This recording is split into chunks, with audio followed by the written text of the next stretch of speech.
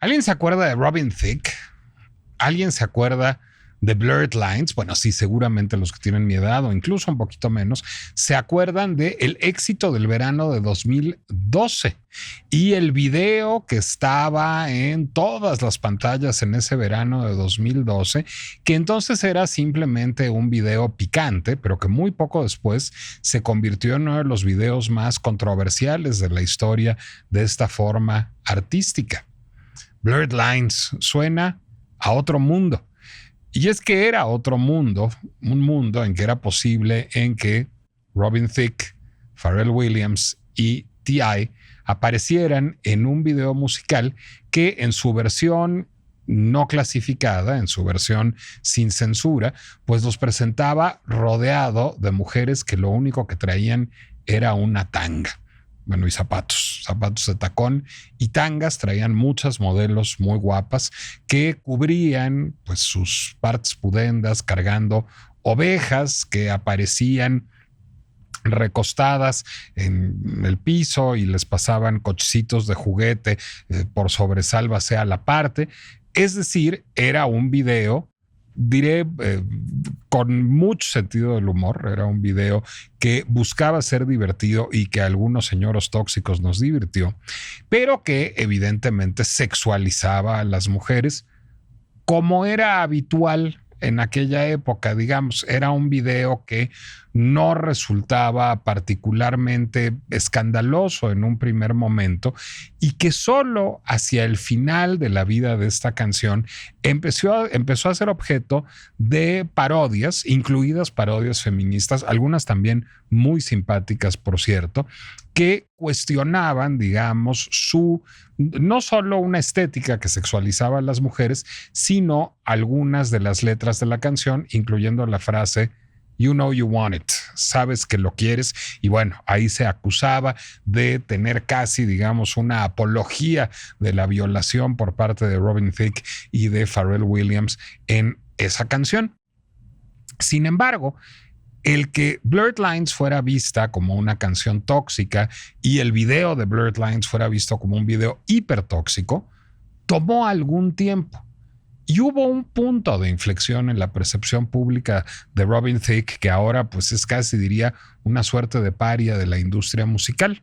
El punto de inflexión habría de ser el espectáculo en los Video Music Awards de ese año, en donde aparecieron juntos Robin Thicke, dos raperos, 2 Chainz y Kendrick Lamar, y Miley Cyrus. Miley Cyrus, que era también pues una promesa estelar de aquellos tiempos. Miley Cyrus ya era muy famosa, por supuesto, pero era muy famosa en otro segmento de la población, entre los niños y los adolescentes. Miley Cyrus había crecido haciendo una serie de Disney, Hannah Montana. Esa serie la había llevado a grabar muchos discos porque cantaba también en la serie. Tenía un contrato con Hollywood Records, con la disquera de Disney. Y cantaba pues canciones para adolescentes y me atrevería a decir incluso para pubertos. Era una estrella infantil o una estrella juvenil en el menor de los casos. Sin embargo, para el año 2013, Miley Cyrus estaba a punto de cumplir 21 años, había cambiado de disquera, había protagonizado episodios que mostraban su incomodidad con su imagen previa.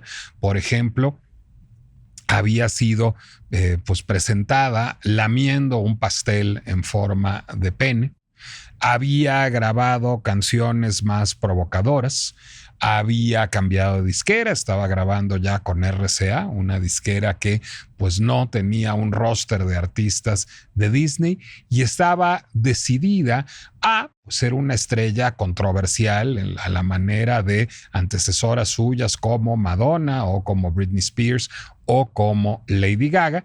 Y el gran momento para revelar al mundo su nueva imagen fueron esos MTV Music Awards que la pusieron a pues colaborar con estos dos raperos, con 2 Chainz y con Kendrick Lamar, y de manera histórica y no necesariamente beneficiosa para él, con Robin Thicke, que entonces era todavía la estrella del momento. Bueno, el número musical está plenamente disponible en YouTube, dura como 6 minutos.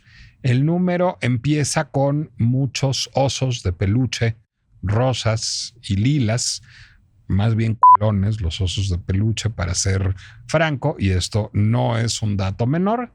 De dentro de uno de esos osos de peluche aparece Miley Cyrus, que sale, está peinada de coletitas, trae un leotardo que trae un dibujo de un oso de peluche impreso sobre la barriga, digamos, y empieza a bailar de manera sugerente Miley Cyrus desde que sale de la panza del oso. Pero ya que sale de la panza del oso, veremos que está rodeada de coristas. Sin embargo, estas no son las coristas de silueta espigada que se esperan en espectáculos de este género, sino son mujeres negras con cuerpos de voluptuosos a robustos, digamos, con culos considerables, y tanto Miley Cyrus como las coristas afroamericanas que la acompañan están todas haciendo movimientos cicalípticos, por decir lo menos, con sus traseros. Y hay muchas coristas que mueven mucho el culo, y Miley Cyrus también mueve mucho el culo, y lo que buscan, digamos, es casi presentar el trasero como si fuera un órgano con vida propia, un órgano que tiene la capacidad de moverse a una velocidad insospechada con independencia del resto del cuerpo. Diré que Miley Cyrus lo hace menos bien, sus coristas lo hacen mejor.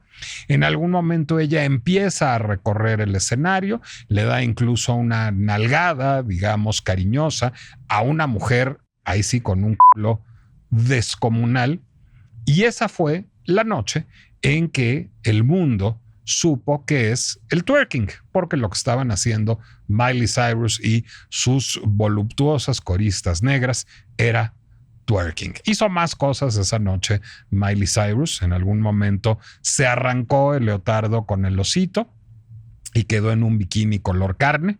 En algún momento alguien le entregó un guante gigantesco de hule espuma con un dedo en yesto, digamos, y procedió a hacerse ella misma y hacerle a Robin Thicke toda suerte de cosas con el dedo en yesto de marras. Luego se puso frente a él y empezó a hacer los movimientos del twerking, como si él pues estuviera teniendo comercio carnal con ella. Después hizo ademán de penetrarlo con los mismos movimientos del twerking, y en algún momento pues ya digamos que hubo piedad del pudor, y lo que sucedió es que los dos raperos, 2 Chainz y Kendrick Lamar, irrumpieron en el escenario, que para entonces ya era una melee de negras culonas, osos culones, Miley Cyrus, dedos de oro espuma, raperos, Robin Thicke con un traje de rayas blanco y negro anchas, y aquello era pues básicamente un desmadre. Diré una cosa que no puedo negar. Es uno de los peores números musicales en la historia de la televisión de todos los tiempos y de todos los lugares. Pero no es porque sea sexualmente provocador, no es porque invierta los roles de género, no es por asuntos de apropiación cultural. Es simple y sencillamente porque pocas veces ha habido algo tan mal coreografiado presentado en la televisión. Es decir, es francamente un desmadre. Es un caos que no tiene ni pies ni cabeza. Y esto, entre otras cosas, además de, digamos, un cambio de paradigma cultural, un cambio en el zeitgeist, pues básicamente acabó con la carrera de Robin Thicke. Robin Thicke nunca volvió a tener un éxito después de esto. Hay que decir algo. Pharrell Williams, que era quien lo acompañaba en esta canción, sí, lo que muestra que se puede sobrevivir a la cancelación si hay talento suficiente. A Pharrell Williams, Blurred Lines le hizo Lo que el viento a Juárez. También habrá que decir que Pharrell Williams tuvo el buen gusto de no haber participado esa noche de ese número musical que escandalizó a la crítica en todo el mundo, que lo acusó de ser vulgar, de ser impertinente, de ser agresivo, de ser hipersexual, y que llevó a pues digamos, potenciar las incipientes críticas que se hacía en aquella época al video de Blurred Lines. Ah, caray, pero la protagonista, la instigadora de todo el numerito, pues fue Miley Cyrus. ¿Qué pasó con Miley Cyrus? La cancelaron durante muchísimo tiempo, su carrera se acabó, tuvo que regresar a hacer series de Walt Disney. No. Miley Cyrus ganó más de 200,000 seguidores en Twitter y más de 200,000 seguidores en Facebook en esos tiempos previos a Instagram y a TikTok, de la noche a la mañana. Para la mañana siguiente, la canción que interpretó junto a Robin Thicke y que se llama We Can't Stop conoció 90,000 descargas de la noche a la mañana también, y el episodio terminó de cimentar la carrera de Miley Cyrus a pesar de todo el escándalo, o quizás por el escándalo mismo. No, lo que yo creo es que Miley Cyrus supo leer un cambio de paradigma en ese momento histórico. Hubo muchas voces de escritoras, de feministas negras que se alzaron en contra de Miley Cyrus en aquel momento y que la acusaron de apropiación cultural y que le dijeron que ella no tenía derecho a hacer twerking porque el twerking era algo que había nacido en el gueto negro, en la comunidad afroamericana, y que ella era una blanquita privilegiada que se estaba aprovechando de una forma cultural que le era ajena para hacerse famosa. Y es probable que tuvieran alguna razón. También es cierto que absolutamente nadie sabía qué era el twerking hasta ese día. También es cierto que a partir de eso hemos pasado los siguientes 12 años teniendo un debate sobre si el twerking es una práctica dancística que reduce a las mujeres a pedazos de carne o sobre si en realidad es un instrumento de agencia femenina.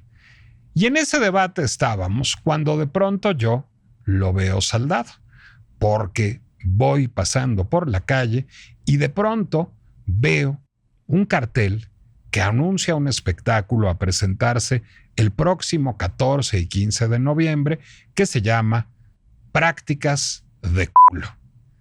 Prácticas de Culo es un espectáculo que presenta un grupo de danza que no es mexicano, que viene desde Chile a presentarse, que se llama Sudacas Sudadas. ¿Y en dónde se presenta? En la Universidad Nacional Autónoma de México. ¿Cuál es el camino que recorrió el twerking del gueto negro a los VMAs, a los MTV Video Music Awards, a la Universidad Nacional? Esa es la pinche complejidad de un baile que parece pornográfico, pero que acaso sea una fábrica de agencia para grupos marginados.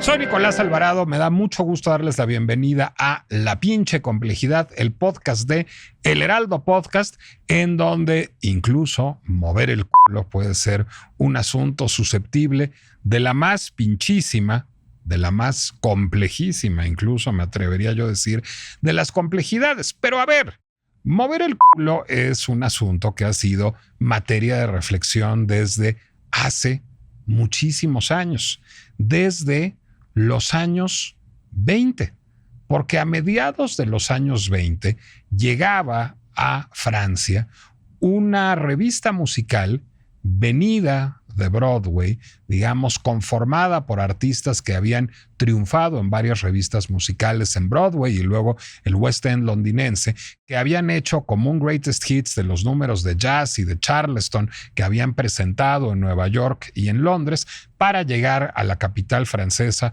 bajo el nombre La Revue Negre, la revista negra. Y la Revue Negre tomó París, pues por asalto, francamente, en una noche de 1925. El 2 de octubre de 1925 se estrenaba la Revue Negre. Y lo que sucedió fue, como cuenta Jean-Claude Baker, en un libro que se llama El corazón hambriento, The Hungry Heart, algo que quedó para los libros de historia. La verdadera sensación de la noche, el final, un cabaret de Charleston. De repente, Josephine, esa chica rara, aparecía en el escenario cargada por Joe Alex, un bailarín fuerte de África, negro. Estaba desnuda excepto por unas plumas que tenía atadas a la cintura y a los tobillos, y estaba dispuesta sobre el cuerpo de Joe como se dispone una liana alrededor de un árbol en el bosque. Estaba medio desnuda también, doblada sobre sí misma, y él como un cazador con su presa a espaldas. Primero uno sentía pena por el hermoso animal que parecía muerto, la forma del cuerpo tan perfecta, su color, su quietud. Pero de pronto empezaba a cobrar vida. Su cuerpo musculoso comenzaba a moverse. La música empezaba a retumbar. Descendía por el cuerpo de Joe.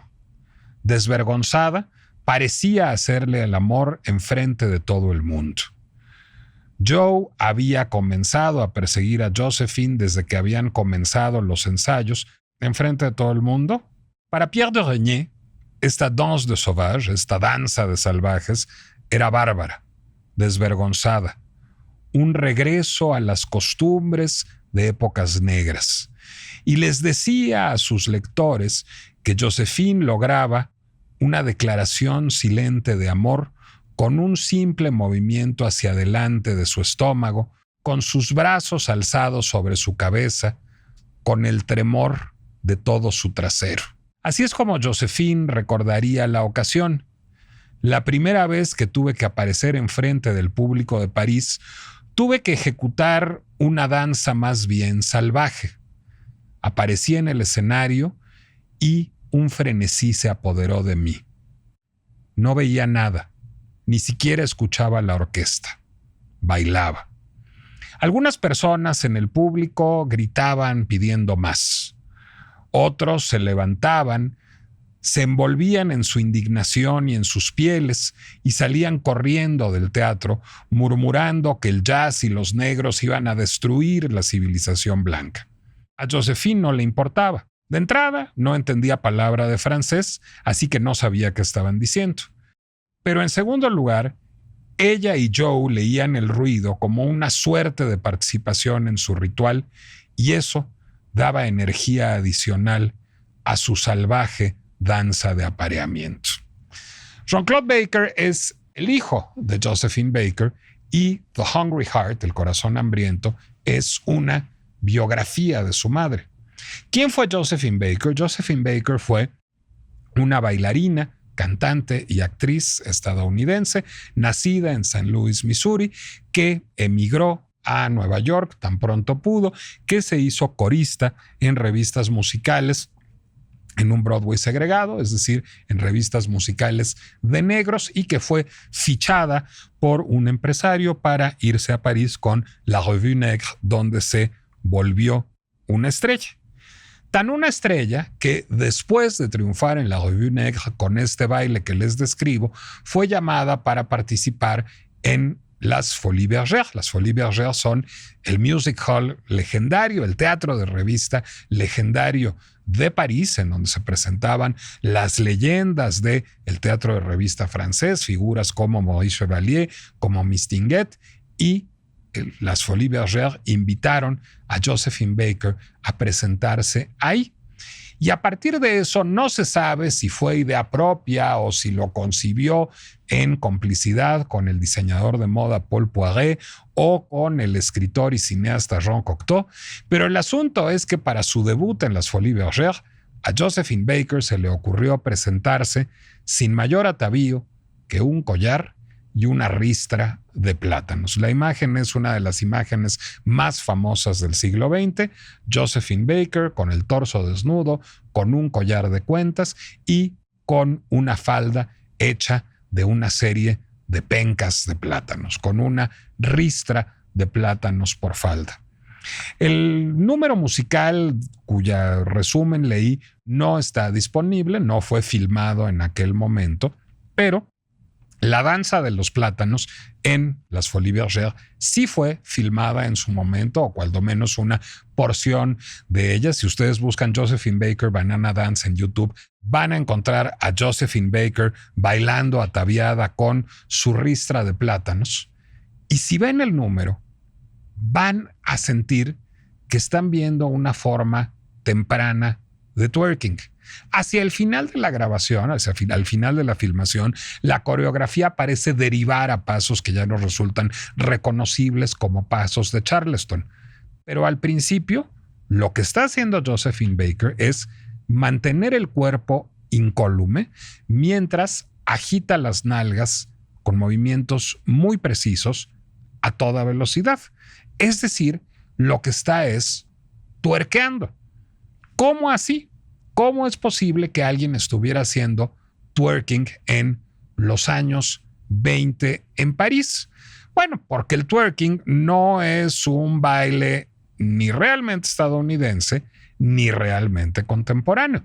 Los orígenes del twerking están en muchísimas danzas africanas, en el mapuca de Costa de Marfil, en el sabar de Senegal, en el makossa de Camerún, que después se haría famoso en la época disco con una canción que se llamaba Soul Makossa, en el kuduro de Angola.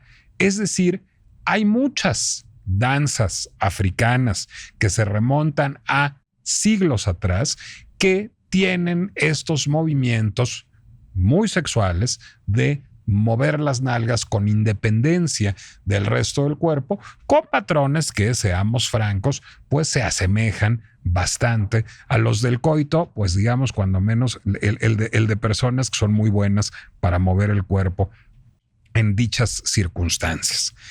Ahora, esos movimientos influyeron en otras danzas a lo largo de la historia. Si ustedes ven una película que es un musical de Broadway clásico, For Me and My Gal, de 1942, de Busby Berkeley, que es la película en que debuta Gene Kelly al lado de Judy Garland, hacia el final de la película, Gene Kelly y Judy Garland bailan un número musical que se llama Ball in the Jack. Ball in the Jack es una canción que se compuso, ellos están representando a artistas del teatro de revista de principios del siglo XX, la canción es una canción antigua, y Ball in the Jack es una canción que se compuso a partir del baile del mismo nombre, que estaba influido por las danzas africanas y que presenta movimientos del trasero que podrían estar distantemente aparejados con el twerking. Es decir, siempre hubo danzas que ponían en relieve los movimientos sexuales y frenéticos del trasero desde tiempos inmemoriales en las culturas africanas y cuando menos desde el siglo XX en las culturas cercanas, digamos, a las culturas afroamericanas en los Estados Unidos y en Europa a partir de ello. Que podamos hacer que el twerking se remonte a Josephine Baker, es decir, a el París de los años 20, no es menor. Y no es menor porque la figura de Josephine Baker es una figura importante. Josephine Baker fue una gran estrella internacional, hizo cine en Francia y en Estados Unidos, grabó canciones y tuvo éxitos a ambos lados del Atlántico, se presentó en los teatros de revista que quiso y fue una mujer que tuvo múltiples parejas sexuales, pero que nunca necesitó a ninguna para ser madre. Adoptó a más de 10 hijos, creo que tuvo 12 o 13 hijos, los llamaba la tropa del arco iris porque los tenía de todos los colores, viajaba por el mundo con ellos como una mujer autónoma y sexualmente liberada. Se supone que también era muy mala mamá, pero esa es otra historia. Es decir, que finalmente Josephine Baker no terminó siendo una mujer objetivada por ser alguien que utilizara su sexualidad como un elemento de su trabajo artístico. Josephine Baker no fue una mujer que terminara cosificada, que fuera privada de agencia por salir ataviada con poco más que una penca de plátanos a hacer un baile muy parecido a lo que nosotros llamaríamos hoy twerking. Sí, por supuesto, a lo mejor la idea de los plátanos fue de Paul Poiret o a lo mejor fue de Jean Cocteau, pero fue una idea que se dio en conversación. Fue una idea que no es atribuida a un creador que la tenía como una empleada a la que le decía qué hacer. Ella era una estrella, ella era la dueña de su discurso y se trataba al tú por tú con los grandes modistas, con los grandes intelectuales y podía parecer lo mismo un día en un espectáculo vestida con una ristra de plátanos y al día siguiente con un frac y un sombrero de copa, como sucede en otra de las imágenes icónicas de esta mujer, de Josephine Baker, y no deja de resultar fascinante poder trazar los antecedentes del twerking a esa figura y a ese momento. Sin embargo, eso todavía no es twerking. No es twerking porque Josephine Baker lo combina con otros pasos, insisto, con pasos de Charleston mismo, y sobre todo no es twerking porque pertenece a un universo cultural completamente distinto al que asociamos con el twerking. Finalmente, no sería una blanca privilegiada, pero era una negra privilegiada Josephine Baker, es decir, estaba en un país que valoraba lo negro estadounidense como exótico, era una gran estrella del teatro de revista, con un súper departamento, con una legendaria piscina de mármol, los Champs-Élysées, con amantes que la cubrían de joyas, con contratos millonarios para hacer cine y teatro. Es decir, no estamos en el universo del twerking. Para llegar al universo del twerking, habría que llegar a finales de los años 80 a Nueva Orleans. Nueva Orleans, que era una ciudad en donde la comunidad negra la tenía mucho menos fácil que en el París de los años 20. ¿Por qué era así? Bueno, porque a pesar de la importancia que tiene la comunidad negra en la cultura de Nueva Orleans, bueno, pues resulta que había muchos espacios segregados en el Nueva Orleans de la época, incluido el carnaval, el Mardi Gras. Son muy famosas las celebraciones de Mardi Gras, en donde salen las bandas de jazz con cuentas de colores y sombreritos para los turistas en Nueva Orleans. Pues sí, pero en aquella época, hasta los años 80, los negros no podían participar de ellas y habían desarrollado sus propias tradiciones festivas de carnaval y más allá del carnaval. Por ejemplo, cuando vemos estas procesiones fúnebres en donde hay orquestas de jazz que van tocando con músicos negros, como en Obsesión de Brian De Palma, bueno, pues esta es una costumbre que surgió en paralelo a las celebraciones fúnebres de las familias blancas de Nueva Orleans. Era una ciudad segregada racialmente.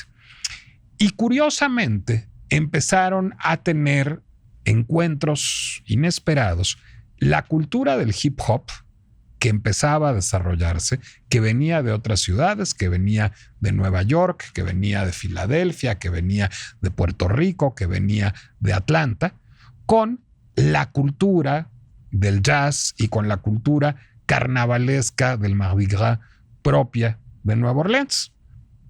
Y en ese contexto es que apareció un fenómeno musical diagonal cultural, es decir, un fenómeno cultural anclado en la música, conocido como el bounce.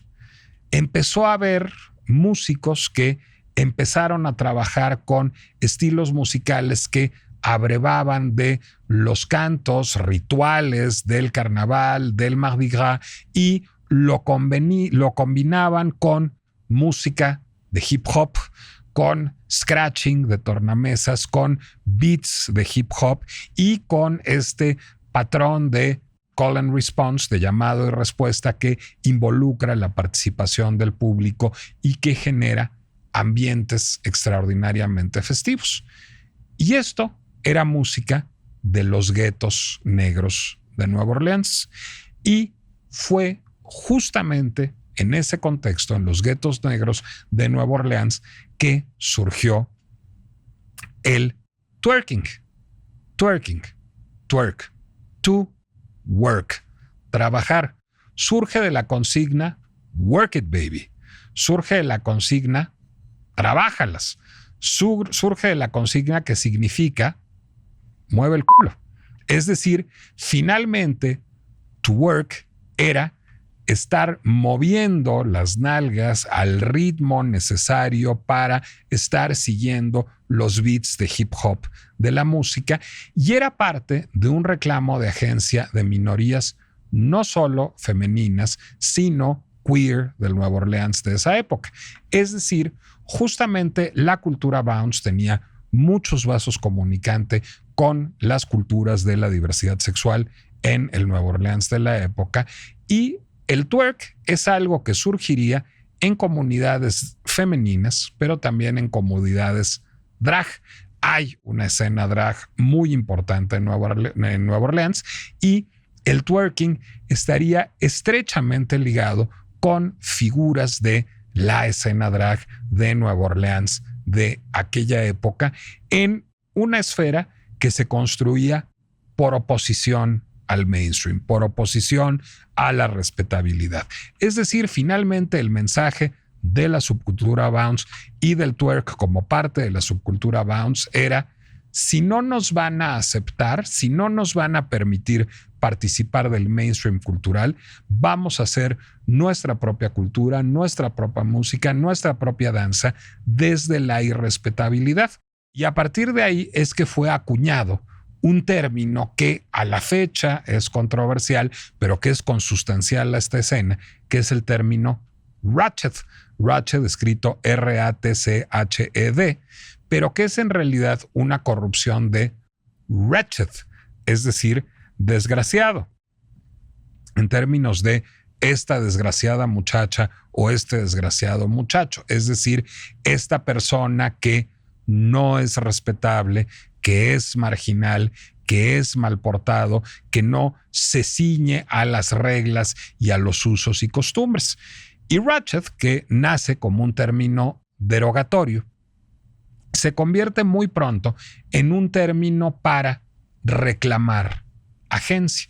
Es para decir: sí, soy una desgraciada muchacha o soy una desgraciada draga. ¿Y qué? Reivindico mi derecho a ser distinta, reivindico mi derecho a construirme desde la irrespetabilidad, reivindico mi derecho a vestirme como quiera, a hablar como quiera y a tuerquear. Ese era, digamos, el origen de el fenómeno ratchet dentro de la subcultura bounce, asociado íntimamente al twerking. Y en ese sentido, el twerking había sido un emblema de liberación sexual, pero diría incluso de agencia política y social para generaciones de minorías marginadas, tanto de género como sexuales, entre finales de los 80 y el 2013, en que Miley Cyrus lleva el twerking al mainstream cultural. Es decir, había habido incurrencias de twerking en la industria discográfica, en videos musicales, sí, pero muy circunscritos al mundo del hip hop y particularmente al mundo del hip hop de Nueva Orleans. Era un asunto para minorías, era un asunto guetoizado. Lo que sucede con Miley Cyrus en esos VMAs, en esos MTV Video Music Awards, es que abreva, y si quieren, digamos, en términos de apropiación cultural de ese fenómeno, pero lo pone en el centro de la discusión. Fueron muy crueles muchas feministas negras en aquella época con Miley Cyrus, diciéndole que pues había escogido a estas mujeres negras con anatomías voluptuosas y con los rotundos para verse linda ella, para verse, digamos, como la princesa heteronormada rodeada de las mujeres que no eran convencionalmente hermosas. Puede ser, pero también es cierto que las puso en el centro de la discusión y en el centro de la mirada. Hubo muchas feministas también, feministas negras, que acusaron a Miley Cyrus de estar utilizando a estas mujeres que no eran objeto de la mirada masculina para erigirse ella en objeto de deseo para la mirada masculina. Sin embargo, cuando volví a ver este espectáculo hace un par de días en preparación de este episodio, pues no parece ser un espectáculo concebido realmente para concitar el entusiasmo de la mirada masculina. En la tradición de Madonna o de Lady Gaga, lo que está haciendo Miley Cyrus es burlarse del heteropatriarcado, subvertirlo, súper burlarse de Robin Thicke, que es reducido a un objeto sexual para ser penetrado y que es casi, diría yo, ridiculizado con todo y su canción que estaba a punto de ir de salida. Es decir, es un parteaguas. En 2013, Miley Cyrus se atreve a hacer el ridículo, se atreve a no verse linda, a no verse sexy y a poner a mujeres que no tienen cuerpos convencionalmente hermosos en MTV. Y a partir de eso, pone el twerking en el mapa de la discusión. Es objeto de controversia, pero el negocio termina saliéndole bien. No solo duplica, más que duplica sus interacciones en redes sociales en 24 horas, gana más de 200,000 seguidores en Twitter y en Facebook, sino que inicia una carrera como una gran estrella pop. Pero sobre todo abre la puerta para otras estrellas, porque no existiría, por ejemplo, Lizzo, que sería la gran estrella que se vuelve famosa haciendo twerking, siendo una mujer con muchísimo sobrepeso, o no existiría Nicki Minaj, que sería la gran estrella con una anatomía más convencional, que también sería famosa haciendo twerking, sin ese episodio de Miley Cyrus. Y dice algo muy importante Lizzo en una TED Talk que tiene antes de que fuera ella misma cancelada, se supone que por maltrato a sus coristas, pero es otra historia. Antes de todo eso, Lizzo dio alguna vez una TED Talk en la que reconoció, digamos, la importancia del episodio de Miley Cyrus en la historia del twerking, del que hace un gran elogio como vehículo de agencia y de empoderamiento. Y ahí lo que dice es que sí, a lo mejor Miley Cyrus se apropió, como muchas blancas, de algo que es culturalmente de las negras, pero que no será ella quien le cierre la puerta, que será simplemente quien le recuerde quién la construyó. Y me parece que es una buena manera de lidiar con lo que es leído como apropiación cultural. Justamente la presunta apropiación cultural es lo que pone en diálogo los fenómenos culturales y lo que los hace relevantes y lo que los hace justamente susceptibles de generar agencia para las comunidades que los desarrollan. Vale la pena recordar quién los generó. Entonces, ver que 12 años después, una de las instituciones académicas más prestigiadas del país incluye en su programa de danza un espectáculo como Prácticas de Culo de un grupo que no es estadounidense, sino que es chileno, que se llama Sudacas Sudadas y que con un discurso feminista, quizás no expresado en los términos que a mí más me entusiasmen, estamos en el mundo de las cuerpas y estas cosas, pero reivindica el twerking como vehículo de agencia y recibe el beneplácito de una institución no solo de estudio, sino de investigación y de generación de conocimiento, pues resulta muy asombroso y habla de, en efecto, la capacidad que sí tuvo el twerking de generar agencia para las mujeres de entrada y para comunidades menos favorecidas en todo el mundo. Es decir, de lo que habla es de un linaje de mujeres y un linaje de figuras de la diversidad sexual que se remonta a, digamos, las culturas africanas tradicionales, pero que pasa por Josephine Baker o por Miley Cyrus o por Lizzo o por Nicki Minaj o por las Sudacas Sudadas, que ha logrado hacer de la práctica gozosamente desafiante de mover el culo una herramienta de agencia política. Bueno, pues hasta aquí la pinche complejidad. Soy Nicolás Alvarado. Me pueden leer en el Heraldo de México los miércoles, me pueden seguir en Nicolás Alvarado Lector. Pueden además escuchar la pinche complejidad en Apple Music, Amazon Music, Spotify, Deezer, YouTube o cualquier lugar donde acostumbren escuchar podcasts. Pero además les tenemos que hacer un anuncio, y el anuncio es que hoy cumple la pinche complejidad 3 años y Melissa, nuestra productora, nos trajo un pastel. A ver, vénganse, chicos. Ya está la cámara rodando, querida Tere, entonces puedes aparecer y podemos aparecer aquí todos con el pastel de la pinche complejidad. No huyas, Claudia Marín, tú también ven acá a que partamos el pastel. ¿Quién tiene el cuchillo? A ver, agáchense aquí todos para que partamos el cuchillo y para que el pastel, no partamos el cuchillo, por favor. Agáchense, que si no tengo un instrumento punzocortante del que puedo servirme para hacerlos que ándale, Tere, ven también que estoy armado.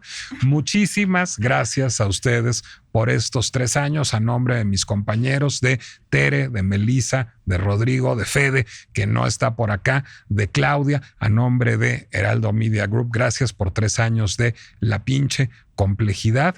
Y pues ya que no tenemos pan, haremos como María Antonieta y comeremos pastel. Nos escuchamos la próxima. Felicidades a ustedes también y gracias por ser parte de la comunidad de la pinche complejidad. Ahora hay que sacarla. Heraldo Podcast, un lugar para tus oídos.